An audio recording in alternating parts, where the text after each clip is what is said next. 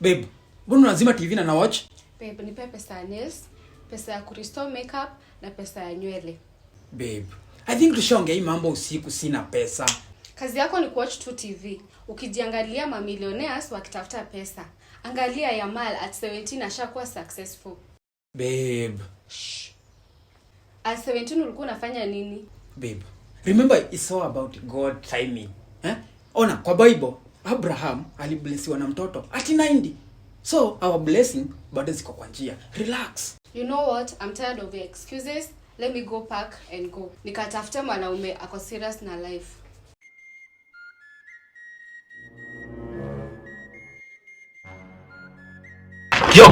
Kioko, nilikutuma wapi wewe?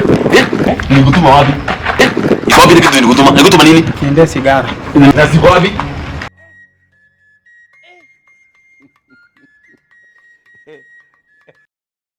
Babe, relax. In the Bible, Isaiah 60 verse 22 says, when the right time comes, I the Lord will make it happen. So relax. Everything will be okay. Go tell your mom to be patient with you.